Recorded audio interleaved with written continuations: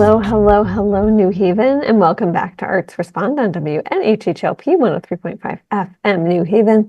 Arts Respond is a collaboration between WNHH Community Radio and the Arts Council of Greater New Haven, where I edit the arts paper. I'm your host, Lucy Gellman, and today I am so excited to be with musician, singer, songwriter, Renaissance person, multi-talented dude. I don't know. I feel like people are now just saying multi-hyphenate.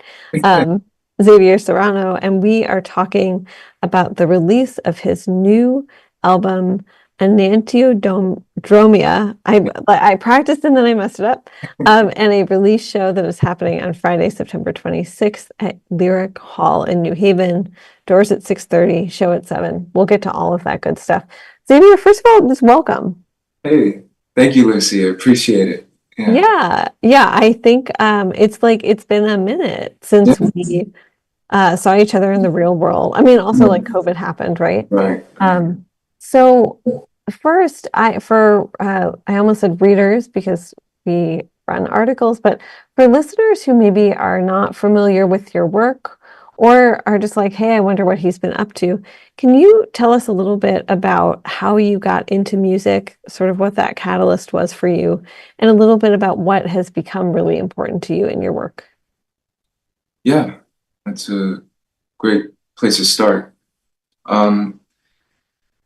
So I started playing music or guitar really at the age of 14. And it came to mind to do that because not many people in my immediate family at the time were playing any instruments. We loved music, but it was this one day in middle school. It was an agricultural fair, and we were brought to a room as a class, and there was amps and a guitar, and I'm like, oh, okay, we're going to see some music. And it turned out to be my history teacher, Ralph DeLucia, who came out on stage, and that was a shock to me. And it just opened me up. And to see him play so well, and if I remember correctly, it was Santana. And he just had the whole class of kids just like in an uproar, applauding him, and just seeing the joy in him in a way that I didn't see in class just had me want to chase that.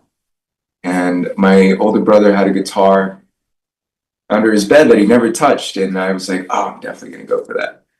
And that's more or less how it began. And I just started playing guitar and was insufferable in my household for about the first 2 years trying to learn.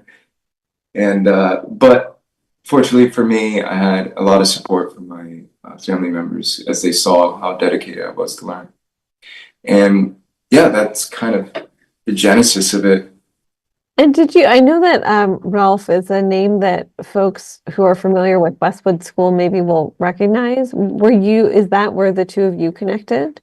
It was at Hamden Middle. It was Hamden Middle, yep. Yeah, and yeah, I just remember him. And he also gave me, once he knew that I was getting into guitar, and I told him, he spoke to my mother, and they coordinated like after school program where he taught me a few classes. But you know, being young and in middle school, I wasn't as consistent in showing up, but I eventually still kept with it at home, you know. Yeah, although I do feel like shout out after school arts programming, because I feel like just the data is there that shows that kids who do that in any capacity, right, even if they're not showing up all the time, they usually perform better in school. They're more likely to come to school. Certainly. Yeah, they get that helped big time. Yeah, helped big time for me. Yeah, and so let's talk about your evolution as a musician, because I know that, you know, at this point you've got several releases that have come out, including we met, I think, when you were releasing Bell Chimes of Yesteryear in like 2018, 2019? Yeah, that was 2018. Yeah, so tell me about your evolution as a musician, and also like what keeps you sticking with it, right? Oh, those are great questions. So for me, the evolution, I started in a hard rock band in high school, you know, kind of the trope of all musicians, you know, starting with the electric guitar and wanting to go in that direction. And I still stuck with that, but I started becoming more identified with the acoustic guitar and the resonance of that. But I still played electric. And as I was recording these first few albums, Bell Chimes of Yesteryear and the second, Beyond the Veil, those had a lot of electric guitar in it. And but as I was developing and kind of getting that tone out of my system, so to speak, of just assuming I could be as innovative or creative with the electric, I just felt I was hitting a wall. But with the acoustic, there's a lot pouring out of me through that instrument primarily. So I went towards just more acoustic bass instruments for this third studio record in Nantiodromia. And I've had a lot of influences all over the place, such as, you know, Nick Drake, Radiohead, Jeff Buckley, and a lot of the 60s folk musicians, like Burt Jenks, who's of the British folk revival in the band The Pentangle. And once I listened to that, that was a game changer for me that brings us to now what I've created for this record, which is very Celtic centric. It's Celtic influence. And I apply a lot of that on this record. Yeah, a lot of that influence. Talk to me more about how we're getting from, because I find that in your music, yes, you're interested in that resonance of the acoustic guitar, but also like vocals that are sort of like really thoughtful and intentional, but also a little bit ethereal. I think that you lean toward that. Yeah. And so take me through, like, what inspired this bent toward a sound that was maybe a little bit more Celtic? So yeah, I started just naturally going about that kind of vocal application with my music because as I'm writing the song instrumentally, I'm not thinking of lyrics right away. I kind of start to just hum or sing aloud a vowel or kind of a gibberish phrase to kind of see what comes through emotionally and see what starts to free associate in my mind. And that's where I start to feel what I perceive is the song asking for, you know, in terms of actual lyrical content. And so that describes like a lot of why my vocals are kind of, as you say, you know, ethereally soaring or just kind of like longer sustained or moving through over the movement of the instrumentation. And as far as the Celtic influence, I found, you know, I've listened to a lot of genres of music, and a lot of music in general, it's just known that the right frequency, the right movement, the right formula is healing to whoever it rings true to. And for me, out of all the melodic structures of different genres, it's the Celtic stanza, the meter, and just the way the melismas of the phrasings that just spoke to me profoundly, and I wanted to apply that to what I've created. It's interesting because I feel like last year saw the release. I don't know if you know Astor Reese or but who also lives and works in New Haven and released her, I want to say not debut album, but it was an EP called Four Directions, and also drew on some of those Celtic. Oh, nice. Yeah. So I feel Yeah, like the name sounds familiar, but I'll certainly check her out. yeah, it's interesting because you don't hear that a lot from musicians. Mhm. Maybe I don't. Maybe you do hear that But from. what's this? What exactly? Oh, that they're drawing from the sort of Oh, that soundscape, yeah, and also that world of like rhythm and yeah, meter.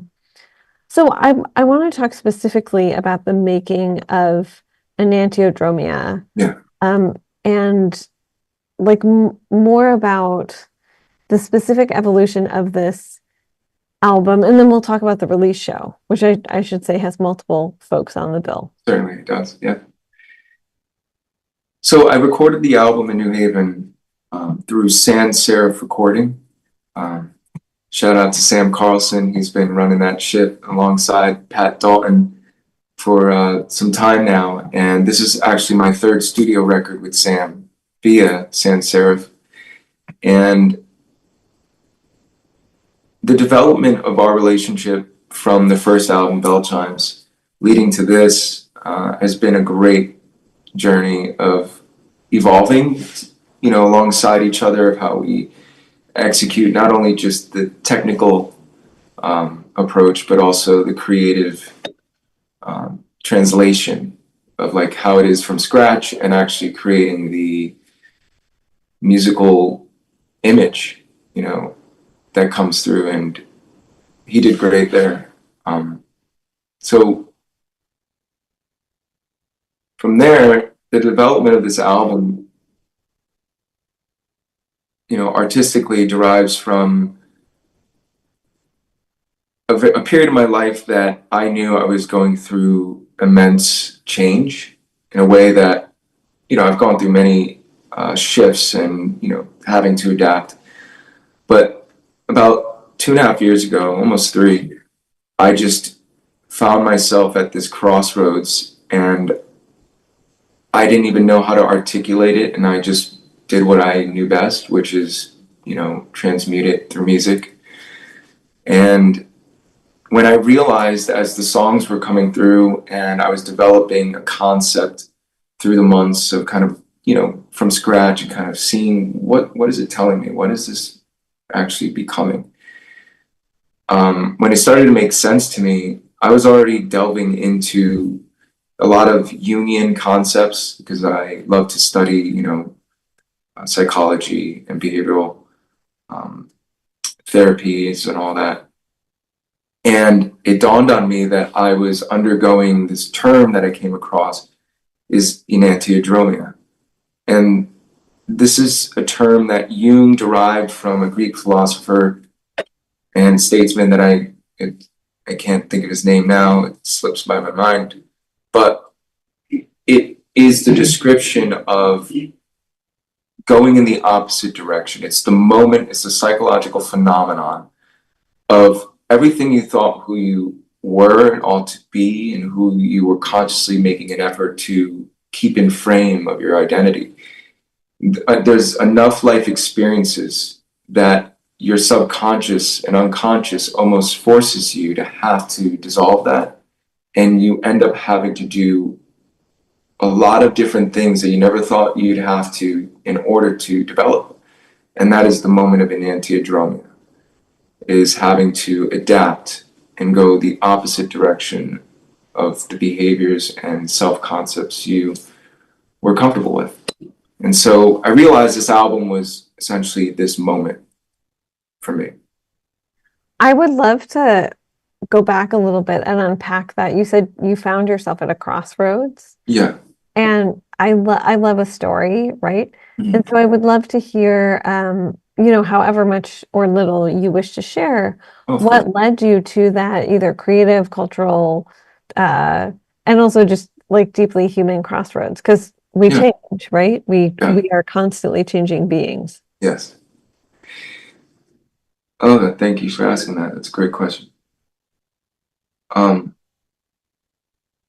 for me, what was happening is, we all went through the pandemic. I started writing these songs. The first song that came through um, was in 2021, like kind of around this time, like in August, September. And I just got out of a relationship. I moved abruptly from where I was living. And I'm also trying to digest everything we all just went through in the world and in the United States due to the pandemic. And it challenged a lot of myself of do I want to continue writing music? Do I want, and essentially what they call, an existential crisis or whatever. But I found myself being impacted back to back by multiple personal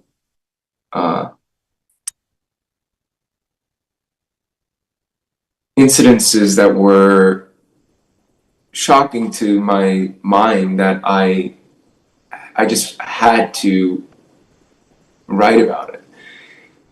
And it sounds so stereotypical, but it's the truth. And I went through a series of betrayals of not only self-betrayal, self-deceit, but also seeing a lot of the behaviors of the people I was around making decisions that caused me to like awaken to my environment and what I needed to do to not ever experience it again. And I decided to write these songs as a way of how I was able to navigate it and overcome it. And it was, so this album is a series of like starting off from the impact, though, and then going through the process of loss and grief, but also having this moment of self-redeeming and being persistent to overcome it, while also having no idea what that's going to be or how that's going to be done. So take me through, specifically some of those tracks. And also, I'm always so interested. Like, I feel like you're absolutely right. COVID was this thing. It still is. COVID's still with us. We're just in an endemic phase instead of a pandemic phase. Right. But cases are like actually spiking right now, which is something that I think people should just be aware of. Mm-hmm. And a lot of artists, not just musicians, but across the artistic spectrum, lost a huge amount of work during COVID. And that was like deeply traumatic, partially because like if you gig, if you rely on gigs and all of a sudden the world is effectively closed, like physical locations are closed, you have to figure out a whole new way to present your business and like to make money. And artists I found are already cobblers. Like you put together a lot of different side hustles and that's how you live. Good way to put it. Yeah. And and so for you, I guess what did that period of like 2020 through coming partially out of it in 2021 before you write this song that becomes the first song look like? So the first song that I drafted that came through was Beloved Friends. And it was more or less about the impact of, and now that you bring it up, it certainly had that influence of, the trauma of just the impact of the pandemic, of like how I saw people changed amongst each other, their temperaments and, the political divides and the hypervigilance of self-preservation and, obviously for the sake of their health, but also socially. And I started to see this tribalism occur within the United States and even globally. And I was seeing it on a microscopic level. And I mean, like on the micro level within my own peers. And I started to see these like subdivided kind of falling out and hyper defensiveness and that I've never seen before, and so I wrote the song Beloved Friends about how we had these walls up. We all of a sudden put up these walls and we weren't actually connecting as I once remember people being well integrated. As well as it also lyrically talks about, the betrayal thing that I told you before. And realizing that a lot of it was due to my own blind spot of, things I didn't realize about myself. And that was the first track. Yeah. And then like talk me through the process of also as a musician, do you treat your cultural work like a sort of like a job? Like, okay, I'm going to sit down and dedicate a certain amount of time that I have to this thing? Or do you like wait for inspiration to strike you like in the shower or on a walk or something like that? It's both. It's both. There are times where I realize I have to be structurally keeping this intact, the practices, keeping my chops intact, but also to ensure that I'm keeping with it, that it can keep the tap going. So when I am getting that moment of inspiration and revelation to create, it's because I was keeping up with it and being strict. And there are times where I leave it be. Sometimes I need to step away from it because then I'm oversaturated. So it's a dance. It's an ebb and flow with that.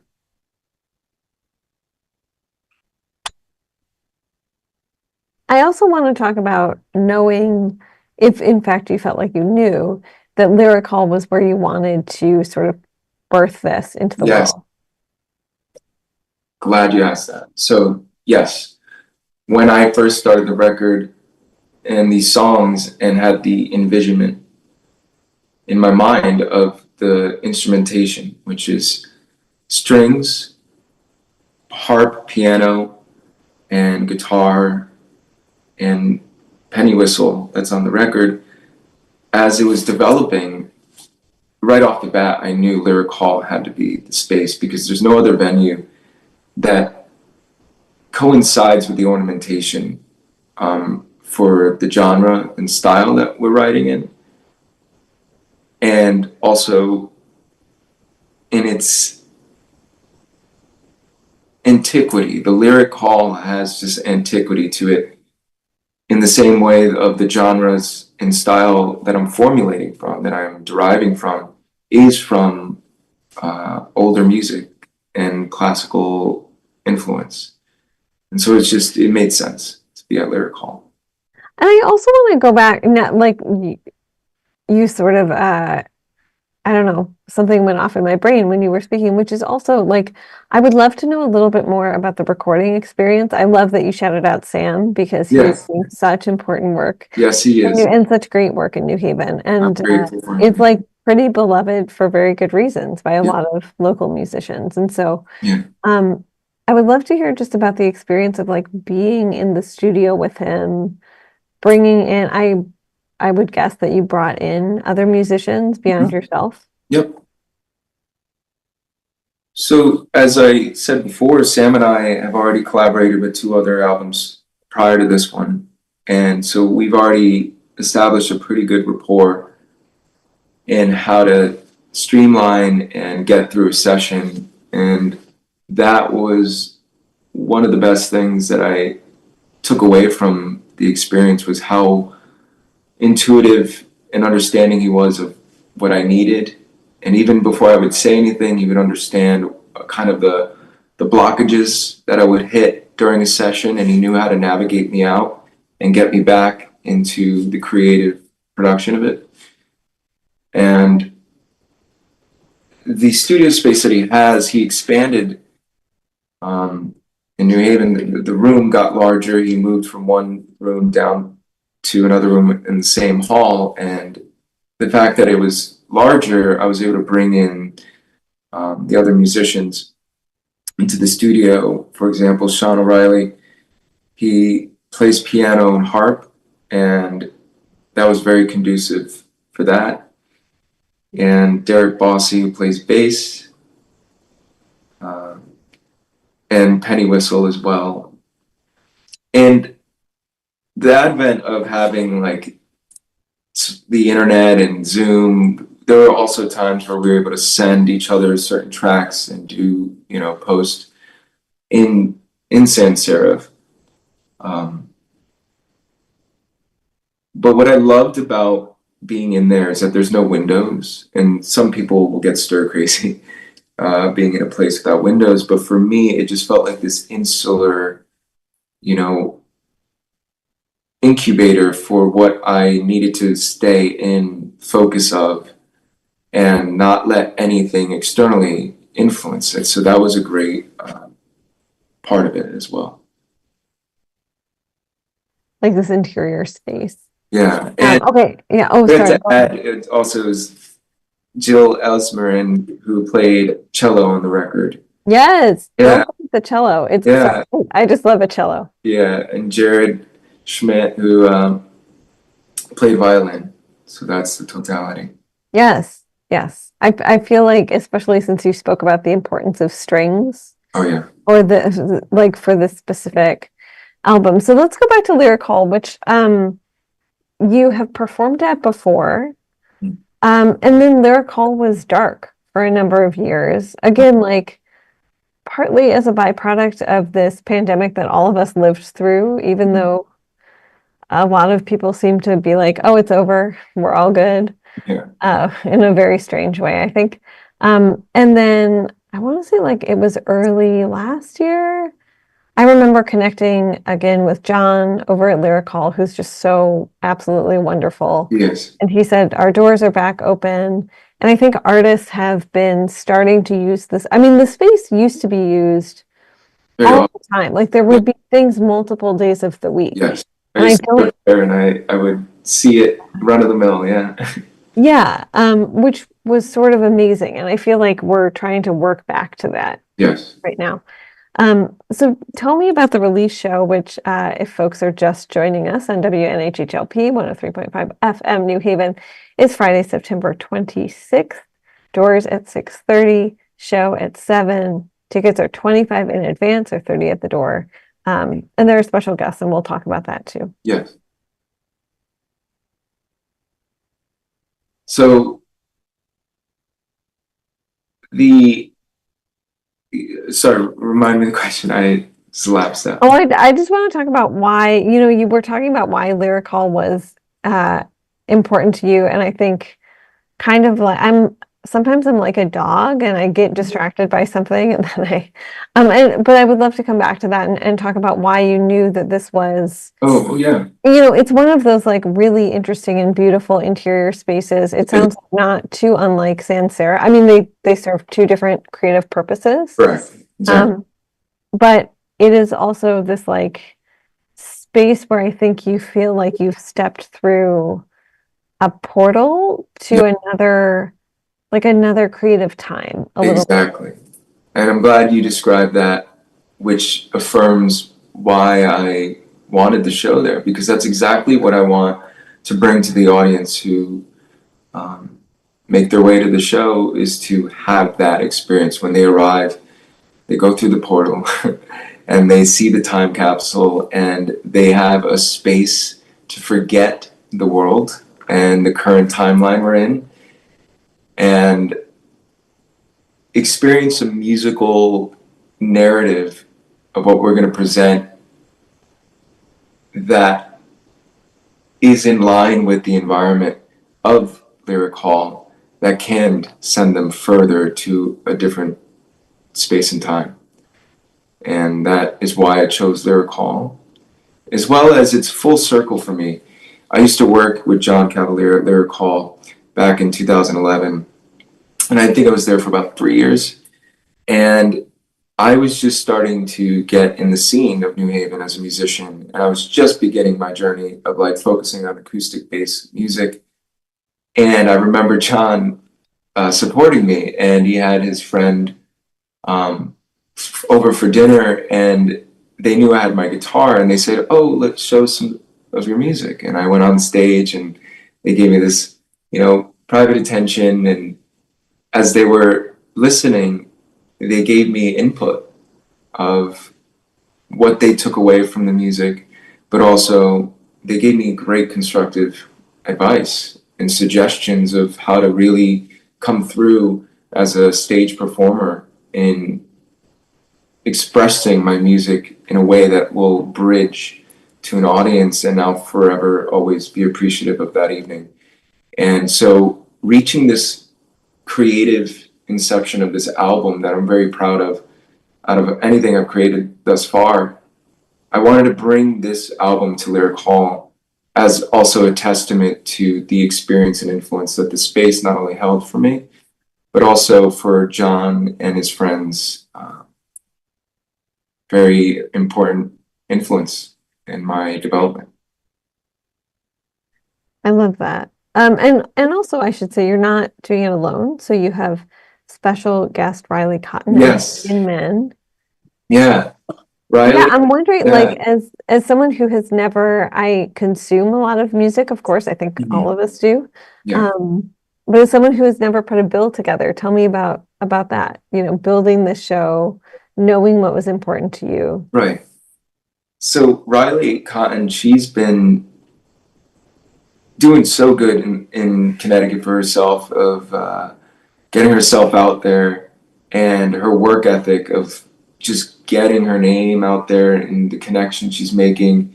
You know, because I follow her on social media, and I'm just impressed, but also even watching her accomplish all this and being very proactive, performing live, even supported me, you know, just vicariously. I was like, wow, like it gave me some impetus to really see this through for myself as well, by seeing her do so good for herself. And with that, I just wanted to bring her in to showcase her work in New Haven, because she's primarily out of Hartford, I believe, and she's always on the outskirts. And she has played in New Haven. She actually recently played last weekend, but not often with her group. And I wanted to incorporate her, to give her an opportunity to showcase her band, which they're great, in New Haven. I do want to ask, this is something that I've talked to Angel DeFay, who runs Sweets and Sounds, before. Do you feel like there is this siloing of artists in Connecticut? It's funny to me because I grew up in Michigan, which is just like Michigan could eat Connecticut a couple times as far as just the size of the state. Yeah, You know, it's not big in the way that like Texas is big, but sometimes I hear someone say, I'm not going to go to that show in like Waterbury, or I'm not going to, it's someone even told me recently that they were like, oh, Woodbridge is so far away. I'm not going to go to this thing in Woodbridge, which is maybe if you can get there on a bus, and that's going to take longer, but maybe a 20-minute drive. Or Waterbury is maybe like a 35-40-minute drive. Do you feel like there's this siloing of artists where, like, if they're based in Hartford, they rarely perform outside of Hartford, or if they're based in Hamden, New Haven, they really rarely perform outside of Greater New Haven? I would say that wasn't necessarily the case prior to the pandemic. That wasn't as present, but I've noticed after the pandemic and kind of how we all rallied ourselves back on the scene, being given, the return to public venues and such. I feel that the structure of how we had to collect ourselves kind of naturally made us do it, whether it was conscious or not, that it kind of kept us localized even further within our cities and towns. And so, yeah, I would say that is kind of going on, but with this effort and the ways that I've been looking to get myself out there, I'm trying to bridge that. I'm trying to, at least for myself. And speaking of which, somebody who's really doing that is Frank Vialli through Bigger Beast Records, his label that he kickstarted, which is why I was able to also get my foot in the door at Lyric Hall, as he started this restoration concert series at Lyric Hall. And I'm very grateful for him to do that, because he also has put together the 21 singer-songwriters events, that this year he recently did it in Vermont, and last year he did it in Hamden. And he's really trying to bridge those networks together so people have more incentive and more inspiration to go to these events and shows, because they're seeing that there is a actual collective of artists coming together to rally what we do best. And so tell me about, how you're preparing for the night of the release itself and what you want folks to know as they are listening to Enantiodromia. Like what I want them, like what to expect in that experience. Yeah, I mean, do you feel or do you feel like you want your listeners to get, I know some artists who like they have a very specific idea of what they hope people I think will glean from a work once that work Yeah, is out in the that's a world. great question. Yeah. I'm actually really happy you asked that. Yeah, there is. This may sound a bit lofty, but what I want people to come into this space and experience the album's presentation live is, I know it's Xavier Serrano, like I'm the person who's singing it. I wrote the songs and I collaborate with these musicians to present it. But I want the audience to experience the lyrical content and just the musical experience as if it's their own. Like I want them to feel that these are songs that were always in the stowaway of their mind that is now coming to them to feel, a sense of remembrance, because a lot of what this album was for me, and even just what I started to notice was being extracted, because, a lot of this wasn't just my own straight, full creation. There were some melodic lines and implications, or not implications, applications of the other musicians that were their own input, their own creation to what I've started. And I want the audience to really experience it as if it's their own story. Do you feel generally like music is like a public good, like a public good, sort of something that, Yeah, yeah. I, there have been so many times that I've been consumed by the, monotony of our everyday lives and work and the demands that are outside of our own personal interests. That is our duty and our requirements to show up in the world.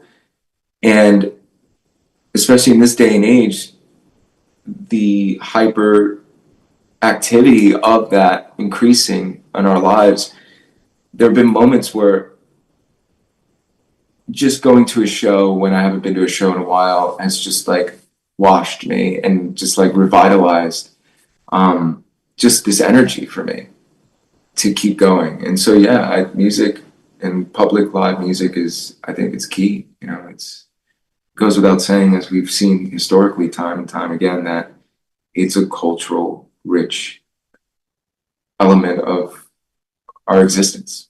We need it. Yeah, and the experience of like being in physical space together, which it sounds Right, like for you and for millions of us, right? right. Pandemic was I think a really hard and scary experience in its isolation. Yeah. And there is not, I remember that the artist Yim, formerly of Fat Astronaut, I think, was like one of the first people to do something on Facebook Live. I want to say like the first week that we were all isolated from each other. So that was like early to mid-March 2020. And it was totally a gift and a blessing, but also extremely different than like, oh, I'm gonna go to this thing at Cafe 9 and I'm gonna chill with my friends and I might see some people that I haven't seen in a while. And like we're all just gonna vibe together. And I feel like also the special thing about music is so much of it is like the physical experience of being there. I don't know if maybe this is true at Lyric Hall. I mean, one thing I was and am very moved by, but when I started covering music at Cafe 9 was how much of it would like literally come up through your body. Mhm. because it's a relatively small venue. Mhm. And so if someone was like, and they didn't have to be shredding, like they could be playing the guitar really nicely on the stage and it would Yeah. still come up through your body and you would feel Right. the vibrations of that music. Yeah. Yeah. So I assume that that is also a big part of this for you, just like being in physical space with other people. Right. Exactly. Yeah, certainly.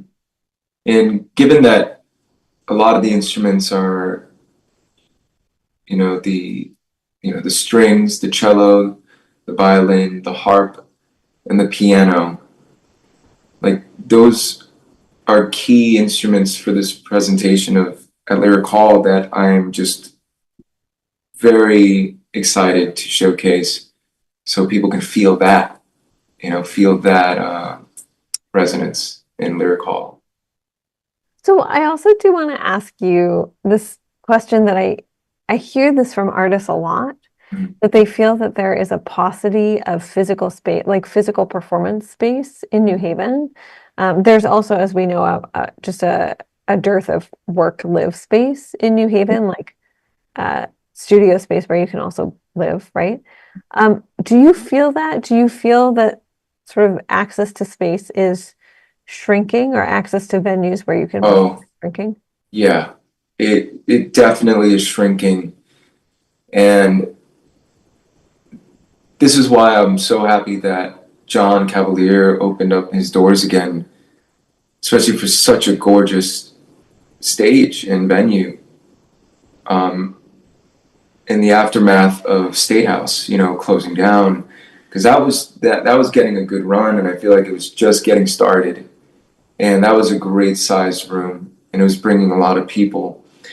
And once that closed down, I feel we were only left with the only two common spaces as a musical, you know, environment was Three Sheets and Cafe 9, and and then Spruce Coffee, which formerly known as Gather. That was a great spot that they did there in kind of breaking the usual network of, Cafe 9, Three Sheets.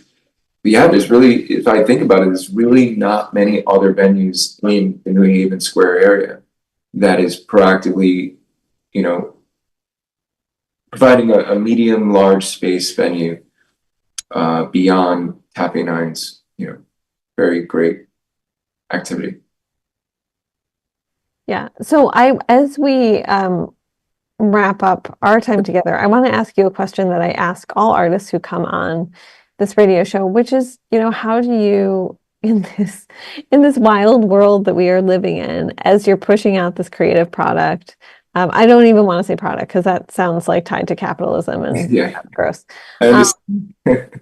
it's like a baby. Yeah, it's like Yeah, a baby that you're birthing into the world. And yeah, having birthed a baby, I feel like I can say that and people can't get mad yes. at me, Right, so right? It that's is it. no, it is like you're gestating this for Yeah, honestly for a very long time. yes. Um, and like growing it, and it has like a brain and arms and legs and all that good stuff, right?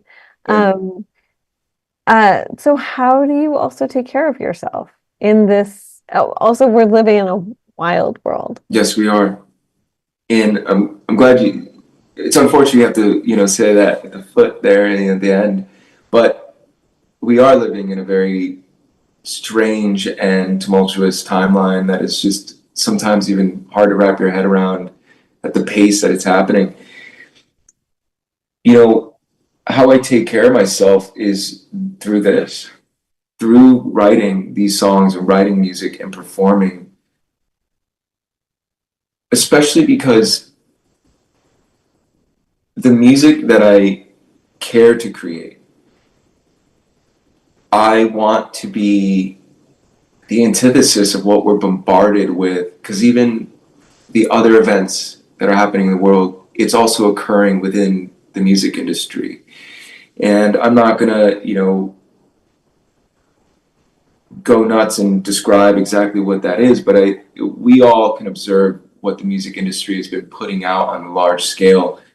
That is, to me, I feel the frequency, the content of what it talks about, it is just outright insanity and highly narcissistically driven content that me making these songs and working with the musicians I'm working with, that's how I take care of myself in the face of all that happening in the world.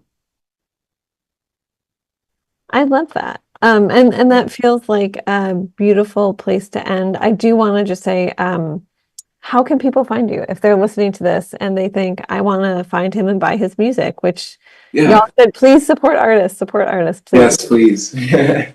Yeah, thank you, Lucy. So everyone could find me. I am most active on Instagram, Xavier Serrano Music, and Bandcamp.com. So XavierSerrano.bandcamp. And I'm also on Spotify. And the rest of the album will be on there in about a month. And so that's where they can find me. But people can, I would say, do you prefer Bandcamp to Spotify? I certainly prefer Bandcamp. As opposed to getting your check for 46 cents. Yeah, after 5 years. 5 years streaming, get only 46 cents. Yeah. I remember there was a couple of years ago, a band performed at CT Folk, and I think it was Della May, and spoke just very honestly about Spotify and how it's like such a catch-22 for artists. It is. You want folks to listen to and discover your work. Right. It's the biggest exploitation. Yeah. That's right. So if you've been hanging out with us here on WNHHLP 103.5 FM New Haven, or if you're just joining us, you've missed a great interview, so please go back and listen. I'm your host, Lucy Gellman, and today I've been talking to Xavier Serrano about enantiodromia, which is a Jungian. I feel like now I have to go do my reading on Carl Jung, and who I haven't thought about for probably since college, so for quite some time. And we've been talking about the album itself, the process of making it, and also the album release, which is coming up on Friday, September 26th at Lyric Hall. Lyric Hall is at 827 Whaley Avenue in the Westville neighborhood of New Haven. It's part of their concert series called Fittingly Restoration, which I feel like has many meanings, and also is just, if you know John Cavalier, who runs Lyric Hall, it is extremely fitting for him. Xavier, I want to just thank you for joining me here. Thank you, Lucy. Really, thank you for this. Yeah, I appreciate it. And enjoy, right now the sun is shining, so enjoy the beautiful, if too warm weather outside. Yeah, thank you. You as well. Take care. Take care. Bye.